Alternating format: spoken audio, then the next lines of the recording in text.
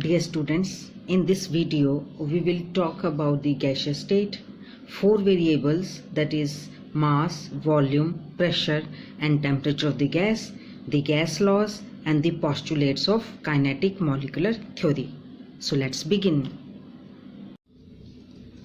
Hello dear students, now we'll study the gaseous state, and first of all we will do the introduction to the gaseous state. As we know that matter exists in three different states, these are solids, liquids and gases. Have you ever thought as why different substances exist in different states under normal conditions of temperature and pressure? For example, when we see the periodic table, bromine exists as liquid, iron exists as solid and oxygen exists as a gas. Then the simple answer to this question is a competition between ordering effect of the molecular interaction energy and disordering effect of the thermal energy. Molecular interaction energy keeps the molecules together while the thermal energy moves them apart. This competition determines whether a given substance under given conditions is a gas, a liquid or a solid. So this picture shows us that these are the solids, this is the liquid and these are the gases, because there is a competition between the two effects. These effects are ordering effect of the molecular interaction energy and disordering effect of the thermal energy. In this direction, molecular interaction energy is decreasing and thermal energy is increasing. Because thermal energy is increasing, that's why it has more kinetic energy. Molecules, they move apart from each other, and this will lead to the gaseous state. When the molecular interaction energy is more, the molecules are closer to each other, and this will lead to the solid state, and in between state is the liquid state. So this is nothing else but is a competition between these two effects which determine whether the given matter is a solid, liquid or a gas. So we can say that the existence of different states of matter is nothing but a balance between its intermolecular interactions and the thermal interactions between the particles. The occurrence of intermolecular forces is the least in gases and most in the solids, whereas the occurrence of thermal energy is the least in solids and the most in gases. So this is clear to us now. And in the periodic table we have only 11 elements which exist as gas under normal conditions of temperature and pressure, and these are nothing else but as hydrogen, helium, nitrogen, oxygen, fluorine, chlorine, neon, argon, krypton, xenon and radon. So as we know that four most important measurable properties of gases are amount of the gas, pressure of the gas, volume of the gas and temperature of the gas. So now we will see one by one how to measure these properties. So first of all we'll have the measurement of the mass of the gas. So how we can do that? The mass of a gas can be easily determined by weighing the containers containing the gas and then emptying the container by taking out the gas and weighing the empty container again.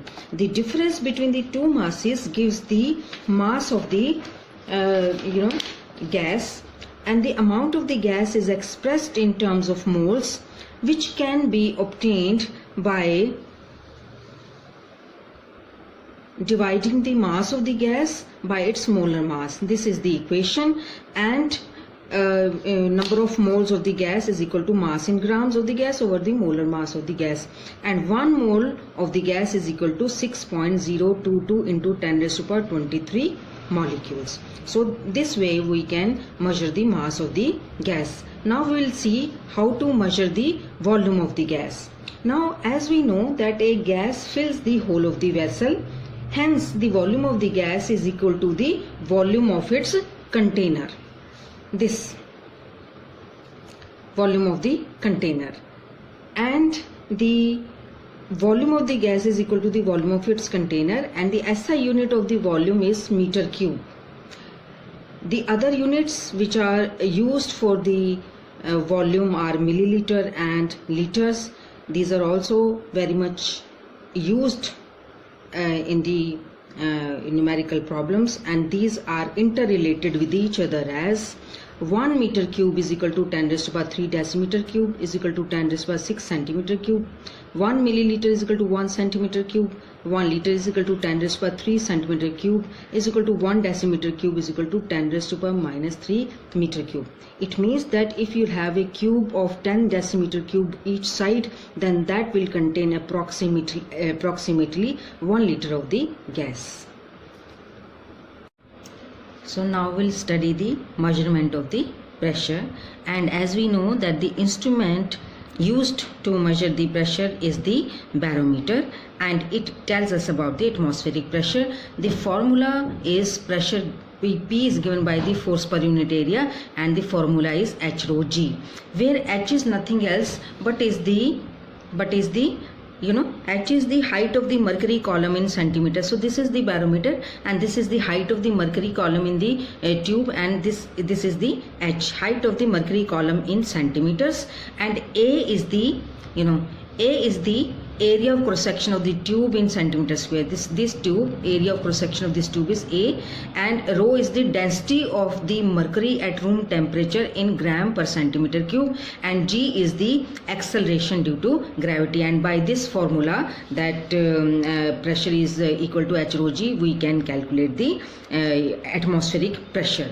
Now when the this height of the column of the mercury column is 76 centimeter, then we say that this is equal to 1 atmospheric pressure. So 1 atmospheric pressure is nothing else but is equal to 76 centimeter mercury column at 0 degrees centigrade. So now 1 atmospheric pressure is given by this equation. 76 centimeter atmosphere is equal to 76 centimeters, or is equal to 760 millimeter of mercury column, or is equal to 760 torr.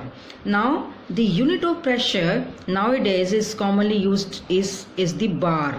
So how the bar and the atmosphere, they are interrelated with each other, so that I have written in this in this box. These numericals we have, these values we have to learn, because these are very useful in the numerical problems. So 1 atmosphere is nothing else but is equal to 1.01325 bar, or 1 bar is equal to 0.986923 atmosphere. The SI unit for pressure is pascals also. What is 1 pascal? 1 pascal is equal to 1 Newton per meter square, which is equal to 1 kilogram meter minus 1 S minus 2, or 1 atmosphere is equal to 1.01325 pascals, or Newton meter minus 2, or is equal to 1.01325 into 10 raised to 5 pascals Newton meter minus 2, or 1 bar is equal to 10 raised to 5 pascals or Newton meter minus 2, because 1 bar is equal to 10 raised to power 5 pascals. It is easy to remember. That's why nowadays 1 bar is used so many times, or very commonly used to denote the pressure. So now we will study the measurement of the temperature. As we know that temperature is the measure of the hotness or coolness of the body. So here we can see that there is a gas at low temperature, this is the gas at high temperature. So when the temperature is low, then kinetic energy is also low of the molecules of the gas. As we know that kinetic energy is directly proportional to temperature. If the temperature is low, kinetic energy of the molecules will be low, and their velocity will also be low. And the volume of the gases is directly proportional to temperature. When the temperature is low, volume of the gases is also low. So this is at high temperature. When it is at high temperature, molecules, they have high kinetic energy. Here they have low kinetic energy, and at high temperature the molecules of the gas, they have high kinetic energy.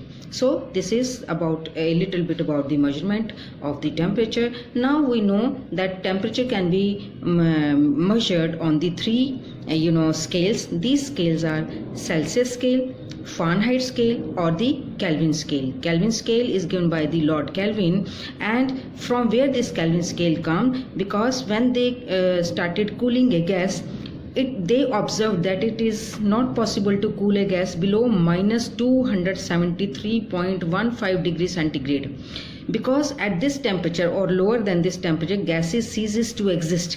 So what does this mean? That this is the lowest temperature that can be attained. So this temperature Lord Kelvin named as the Kelvin scale, and hence this temperature minus 273.15 degrees centigrade is treated as 0 Kelvin. So the equation then becomes minus 273.15 degrees centigrade is equal to 0 Kelvin, or if you want to convert the temperature in the Kelvin from the Celsius, then the formula is Kelvin is given by degree centigrade plus 273.15.